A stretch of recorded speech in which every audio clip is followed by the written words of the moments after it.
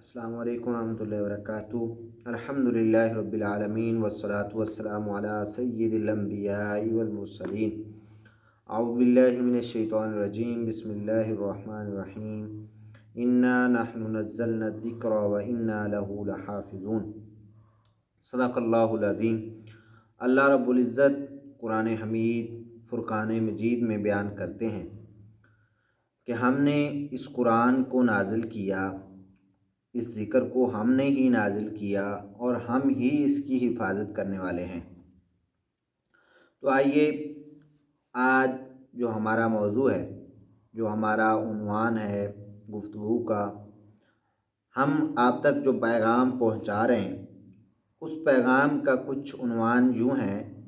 کہ قرآن پاک کا تعارف کروایا جا رہا ہے۔ قرآن پاک کے اندر جو اللہ رب العزت نے آسانیاں اور باریکیاں، لطائف، عجائب رکھے ہیں ان کا ذکر کیا جا رہا ہے۔ ان میں سے کچھ ہم نے ذکر کر دیے اور کچھ آپ کی خدمت میں پیش کرنے جا رہے ہیں۔ آئیے آج کی ہماری ویڈیو میں یہ بتایا جائے گا کہ قرآن پاک میں اعراب کب اور کس نے لگائے۔ دوسری بات کہ قرآن پاک کے اندر جو وقف کی علامات ہیں وہ کس نے لگائیں اور کب لگائی گئیں۔ تو پہلے ہم نے کئی ایک موضوعات پہ بات کی۔ اللہ رب العزت ہمیں قرآن پاک کے ساتھ دلی محبت، دلی عقیدت اور الفت عنایت فرمائے۔ اللہ رب العزت نے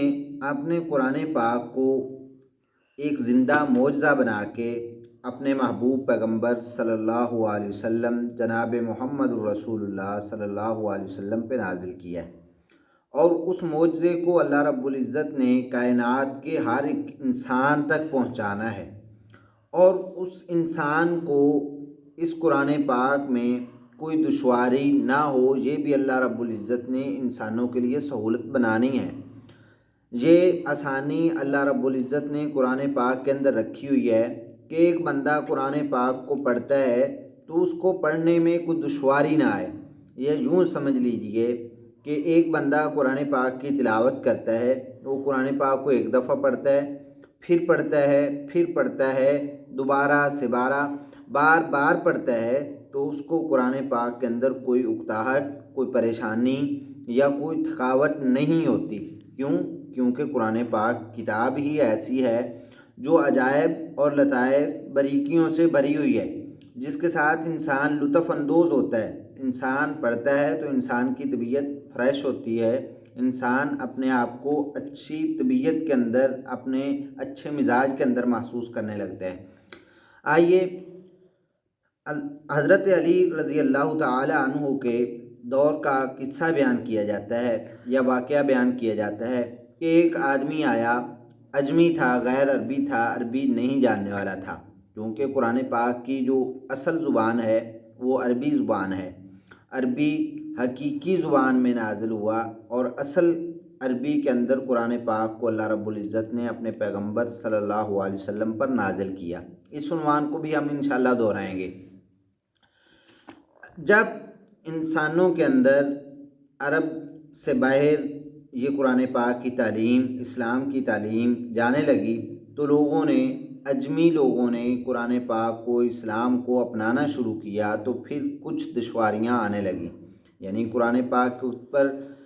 شروع کے اندر نہ اعراب تھے، زبریں زیریں، نہ نقطے تھے، کیونکہ اللہ کے پیغمبر صلی اللہ علیہ وسلم بھی عربی تھے اور آپ کے صحابہ رضوان اللہ علیہم اجمعین بھی عربی تھے، تو ان کو پڑھنے میں، لکھنے میں یا سمجھنے میں کوئی دشواری نہیں تھی۔ بعد میں جب اجمی لوگ اسلام کے اندر آنے لگے، قرآن پڑھنے لگے، تو ان کو دشواریاں پیش آنے لگیں، تو اللہ رب العزت نے ان انسانوں کے لیے بھی آسانی پیدا کر دی۔ حضرت علی رضی اللہ تعالی عنہ کے دور کا ایک واقعہ بیان کیا جاتا ہے کہ ان کے دور میں ایک بندہ آیا جو عرابی تھا، جو غیر عربی تھا، جو اجمی تھا، یعنی عربی کو جاننے والا نہیں تھا، تو وہ قرآن پاک کو کھول کر پڑھنے لگا، کچھ غلطیاں کرنے لگا، کچھ اور طریقے سے پڑھنے لگا۔ یا یوں سمجھ لیجئے کہ قرآن پاک کے جو اعراب تھے وہ نہیں لگے ہوئے تھے، تو وہ تلاوت کرتا، تو تلاوت کے کرنے کے انداز سے قرآن پاک کے مفاہیم اور مطالب کے اندر غلطیاں آ رہی تھیں، تو پھر حضرت علی رضی اللہ تعالی عنہ نے اپنے شاگرد ابو الاسود الدؤلی رحمہ اللہ کو یہ حکم دیا کہ آپ قرآن پاک کے اوپر اعراب والا کام کریں، یعنی آپ قرآن پاک کے الفاظ کے اوپر اعراب لگائیں، زبریں، زیریں، پیش، مد، شد، دیگر جو اعراب ہیں وہ لگائیں، یا جو اعراب کی علامات ہیں، جزم ہو گئی، شد ہو گئی، مد ہو گئی، جو بھی قرآن پاک کے اندر بطور اعراب یا بطور حرکات و سکنات چیزیں استعمال ہوئی ہیں، وہ ابو الاسود الدؤلی رحمہ اللہ کو حکم دیا گیا۔ تو ابو الاسود الدؤلی رحمہ اللہ نے سب سے پہلے جو کام کیا وہ قرآن پاک کے الفاظ کے اوپر جہاں پر زبر تھی وہاں پر اوپر نقطہ لگا دیا، کیونکہ قرآن پاک کے الفاظ میں پہلے نقطے بھی نہیں تھے۔ جب اللہ کے پیغمبر صلی اللہ علیہ وسلم پر نازل ہوتا تو وہ حروف اور اعراب کے ساتھ نازل ہوتا، لیکن تب اعراب لکھے نہیں جاتے تھے، نقطے لکھے نہیں جاتے تھے، سیدھے سیدھے حروف لکھے جاتے تھے، نہ اعراب تھا نہ نقطے تھے۔ تو ابو الاسود الدؤلی رحمہ اللہ نے جہاں پر زبر تھی وہاں پر حرف کے اوپر ایک نقطہ ڈال دیا، اور جہاں پر زیر تھی وہاں پر نیچے نقطہ ڈال دیا، اور جہاں پر پیش تھی وہاں آخر میں حرف کے آخر میں ایک نقطہ ڈال دیا، تاکہ لوگوں کو محسوس ہو جائے کہ یہ زبر ہے، یہ زیر ہے، یہ پیش ہے۔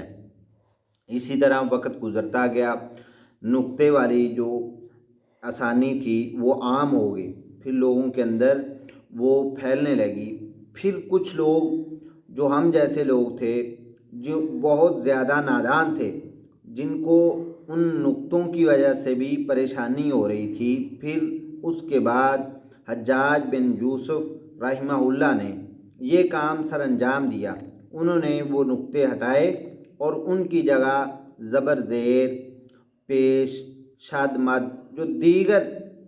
تمام کی تمام حرکات و سکنات ہیں جو اعراب کی جگہ پہ استعمال ہوتی ہیں، وہ حجاج بن یوسف رحمہ اللہ نے جو حروف تھے ان کے اندر نقطے ڈال دیے، یعنی با کے اوپر، تا کے اوپر، سا کے اوپر، جیم کے اوپر، زال کے اوپر، زا کے اوپر، شین کے اوپر، ایسے جتنے بھی نقطے والے حروف ہیں ان کے اوپر نقطے لگا دیے، اور نقطوں والی جگہ پہ جہاں پہ قرآن پاک کے اندر نقطے لگے ہوئے تھے وہاں پر اعراب لگا دیے، یعنی زبر، زیر، پیش۔ اور ابو الاسود الدؤلی رحمہ اللہ 69 ہجری میں وفات پائی، یعنی انہوں نے نقطے بڑی جلدی ڈال دیے، اور جو حجاج بن یوسف رحمہ اللہ ہیں انہوں نے یہ کام بہت بعد میں، یعنی زبر، زیر ایک مستقل طور پر اعراب جو ہے وہ بعد میں ڈالا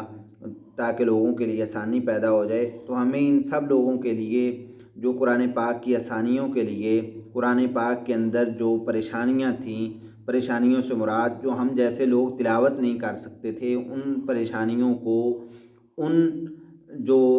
تکلیفوں کو دور کرنے والے ہیں، ان کے لیے ہمیں دعا کرنی چاہیے کہ اللہ رب العزت ان کی قبروں پر کروڑوں رحمتیں نازل فرمائے، اللہ رب العزت ان کے لیے کروٹ کروٹ رحمت عنایت فرمائے، اللہ رب العزت ہمیں بھی قرآن پاک کے ساتھ دلی لگاؤ عنایت فرمائے، اللہ رب العزت ہمیں قرآن پاک کے رستے پر چلنے کی توفیق عطا فرمائے۔ آخر میں گزارش کے چینل کو سبسکرائب کرتے جائیے